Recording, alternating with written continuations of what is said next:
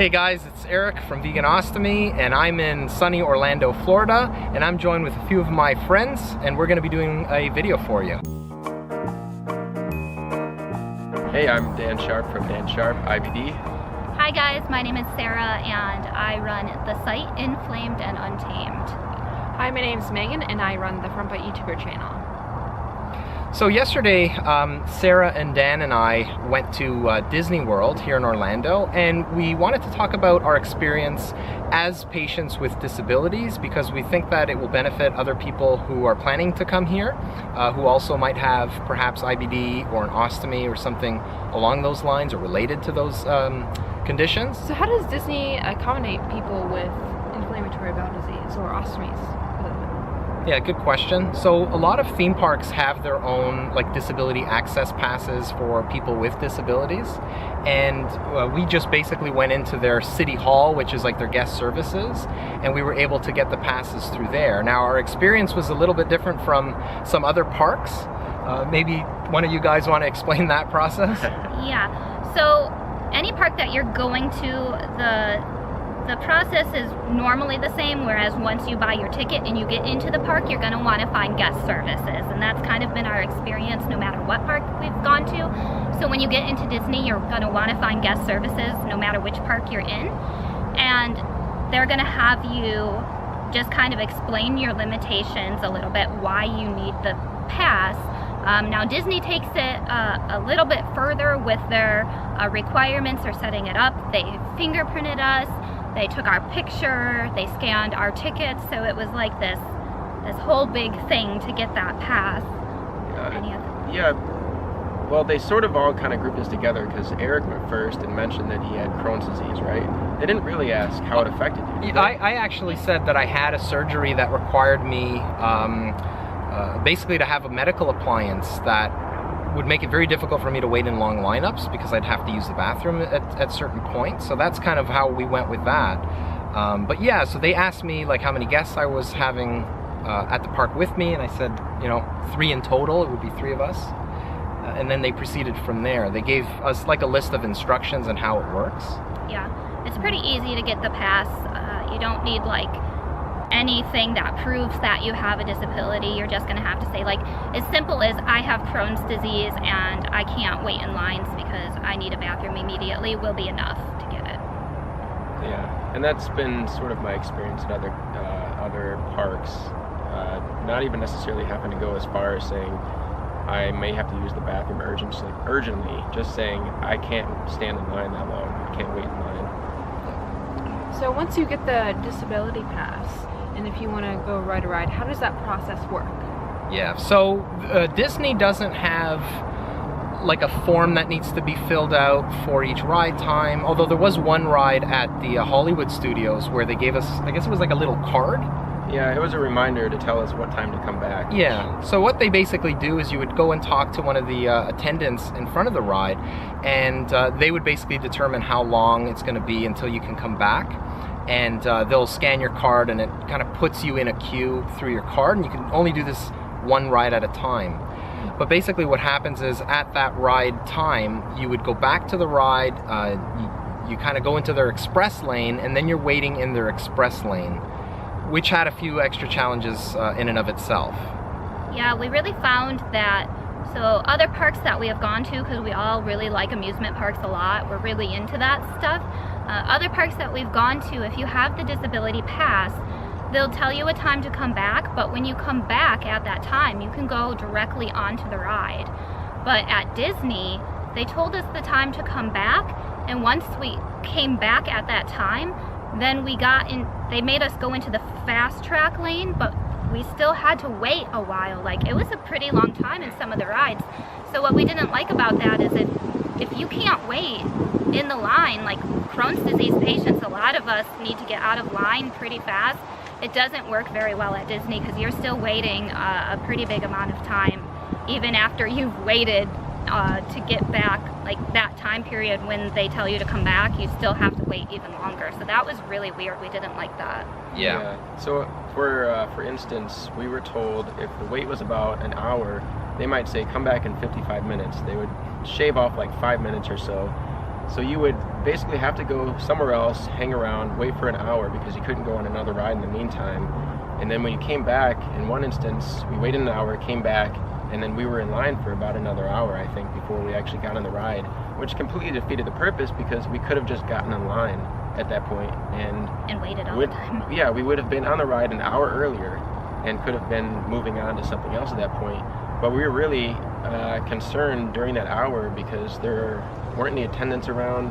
We're kind of just in a, I don't know, nondescript area without any Disney attendants around. So what if something happened and one of us had to urgently go to the restroom or whatever other struggles we were facing? We really didn't have any way to address that stuff. That's right. You can't just break out a line and then hope to get back, even in the event that you have to use the bathroom. So, yeah, it really made it difficult. I think the way their disability pass is set up is to accommodate people with maybe mobility issues, where they can't maybe stand up for long periods of time, but they can still be seated in a wheelchair.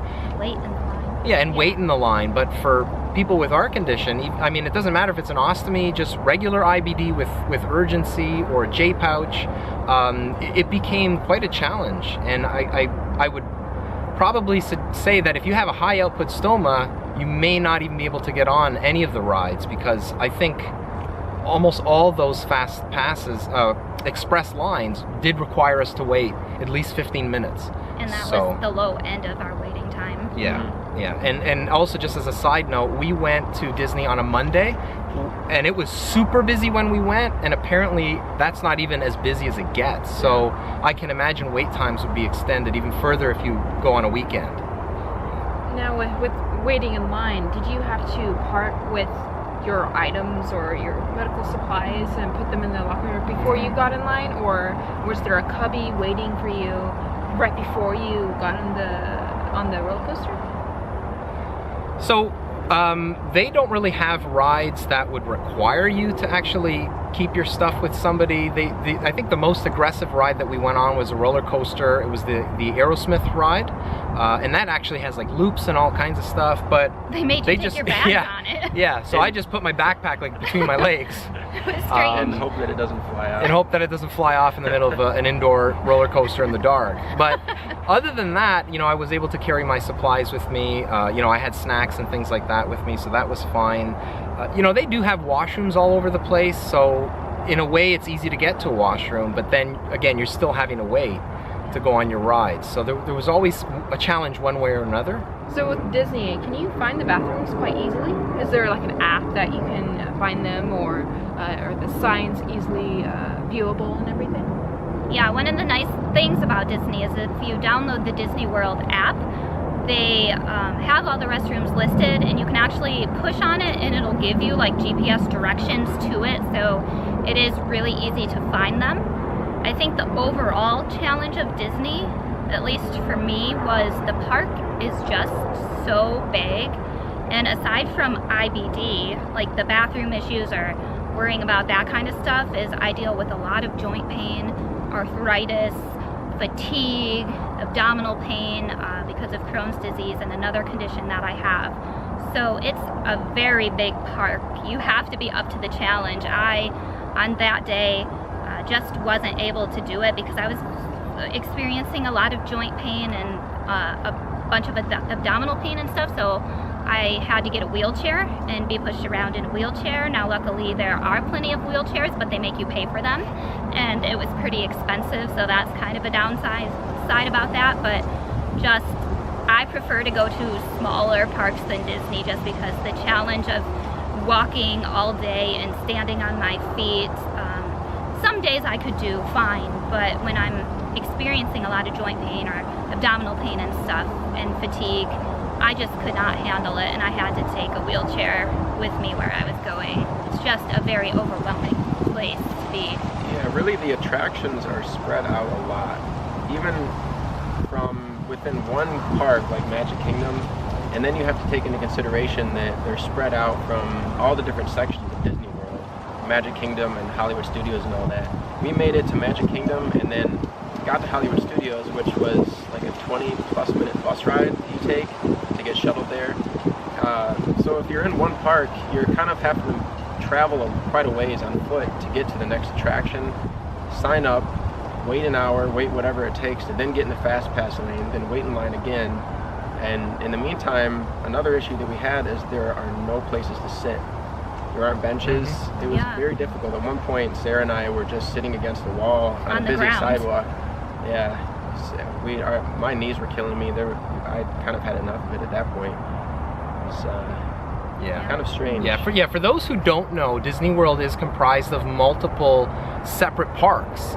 There is some traveling that you would expect. So to go from, we started off in Magic Kingdom, which is their big one with the castle, and then we ended up going to the Hollywood Studios, and that's where we took that bus. But they have other parks that are all part of Disney World that you would have to travel to either by, they have ferry, monorail, buses, but not all the parks are available through those methods. So there's a bit of planning involved. And I think just overall, even just to get around, make sure you have adequate hydration with you all the time. Make sure you have some form of snacks.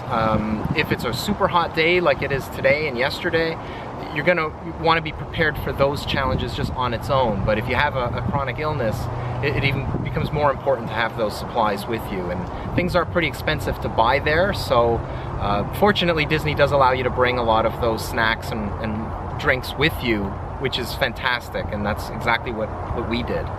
Yeah, I kind of feel if you're dead set on experiencing Disney World with any kind of disability, get the disability pass, but I think you almost have to buy the fast pass on top of that, because it really doesn't help enough.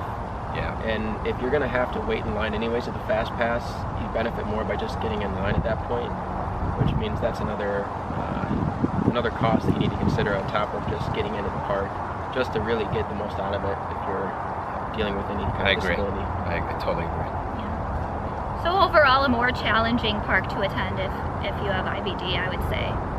Definitely, yeah. And just considering that we went to Orlando, Universal Studios the day before, it's the contrast between the two as far as their disability access is like night and day. So maybe keep that in mind if you're visiting the area and you want to check out one of the parks. Yeah, go to Universal. Yeah, so I think that's it, guys. I hope you enjoyed this video. I hope it gave you some information that'll help you if you do plan on coming to Orlando and visiting Disney World. If you do have any questions or comments, just leave them in the comment section below. And make sure you check out these guys. They have some wonderful resources and websites and YouTube channels and all that stuff. We'll see you in the next video. Take care from Orlando.